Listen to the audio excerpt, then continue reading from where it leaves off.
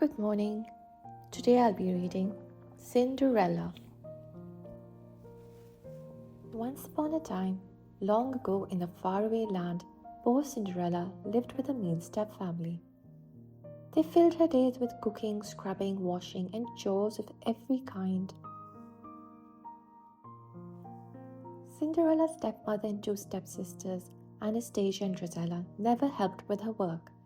But Cinderella remained cheerful and kind. She made friends with all the animals that she met. Cinderella even made clothes for the mice who shared a small attic room.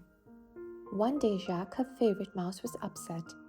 "What's all the fuss about?" Cinderella asked. Jacques led her to a new mouse that was caught in a trap. Cinderella quickly freed the frightened mouse. Then she dressed him in new clothes and found the perfect name for him, Gus. When it was time for Cinderella to feed the chickens, the mice headed for the barnyard. Cinderella always saved some corn for them. But today the mean old cat Lucifer blocked their way. Jack was chosen to get the cat to chase him. Then the other mice could scoot outside. The plan worked. Jack kicked the cat and angry Lucifer began chasing him. But Jack was too fast for Lucifer and made it safely into a mousehole. While Lucifer waited for Jack to come out, the other mice scampered by him. Cinderella spent the rest of the day attending to chores. "Take that ironing," Rosella demanded. "Don't forget the mending," Anastasia added. "Pick up the laundry and get on with your duties," her stepmother ordered. Meanwhile, at the royal palace, the king complained to the Grand Duke. "It's high time my son got married," he sobbed. "I want grandchildren." The king decided to hold a ball. If all the legible maidens come, said the king, the prince is bound to find his bride among them. The royal ball. Later that day, Cinderella heard a knock on the door. "Open in the name of the king," said the royal messenger. He handed Cinderella an invitation. When her stepmother read the invitation aloud, Drusilla and Anastasia became excited. Each imagined the prince falling in love with her. Cinderella was also excited. "Why, that means I can go too," she said. The stepsisters laughed. "Every eligible maiden is supposed to attend," answered Cinderella. Surprisingly, her stepmother agreed.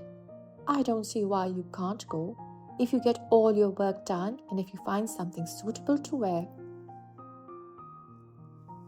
Cinderella raced to her room and found a dress that had belonged to her mother. With a little stitching, she could make it pretty. As Cinderella worked on the dress, her stepmother and stepsisters called for her and gave her many chores. "Get them done quickly," said her stepmother.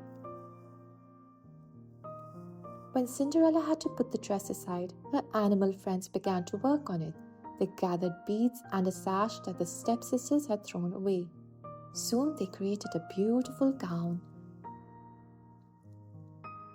Cinderella finally finished her chores and went to her room. Then she realized it was too late to get ready for the ball. She was so sad. Suddenly the mice yelled, "Surprise!" They showed Cinderella the beautiful gown. "Oh, thank you so much," she cried. Cinderella put on the gown and hurried to join her stepfamily. But when her jealous stepsisters recognized the old sash and beads, they tore Cinderella's gown to shreds. Cinderella's friends watched sadly as she wept in the garden.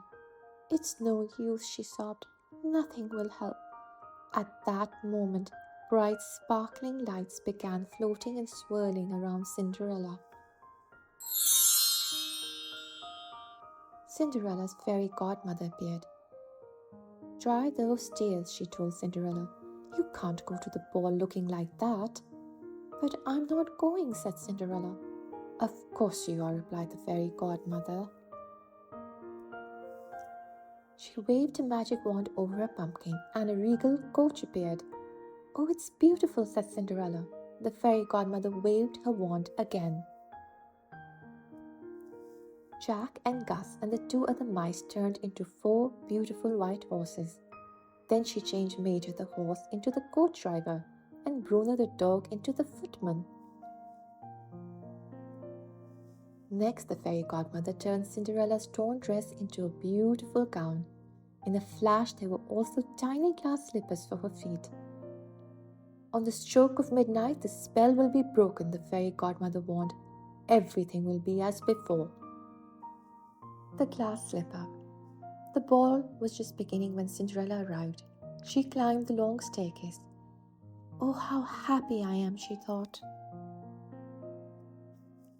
The king and the Grand Duke watched as the maidens walked forward to meet the prince. The prince was unimpressed with them all. Then he noticed Cinderella. Entranced, he walked past all of the other maidens and led Cinderella into the ballroom. They began to dance. They danced every dance until the clock began to strike midnight.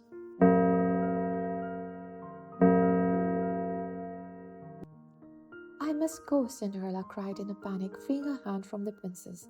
As she fled, she lost a glass slipper on the staircase. The clock sounded as the coach raced from the palace. It was midnight. The horses were mice again. Cinderella was in rags, but she still had one glass slipper. The next morning, the prince proclaimed that he would marry the girl who had lost a slipper at the ball. Find her, roared the king. The Grand Duke would check every house in the kingdom for a maiden whose foot fit the glass slipper. Cinderella was so happy, she eagerly awaited the Grand Duke's visit. No matter what Della and Anastasia ordered Cinderella to do, she nodded dreamily. Cinderella's stepfamily could not understand the reason for her joy. Then the wicked stepmother realized that it must have been Cinderella who was the prince's favorite at the ball. She locked Cinderella in her room.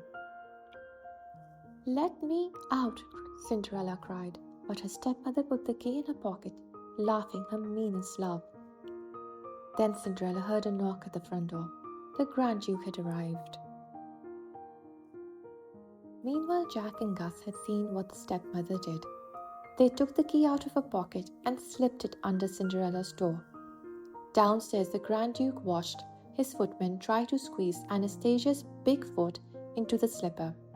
Of course, the slipper did not fit Drusilla either. As she hurried down the steps, Cinderella heard the Grand Duke ask, "Are there any other maidens in the house?" "Please wait," called Cinderella. "May I try on the slipper?" The angry stepmother tripped the footman as he approached Cinderella. The glass slipper shattered. "Oh no," moaned the Grand Duke. "But you see," said Cinderella, reaching into her pocket, "I have the other slipper."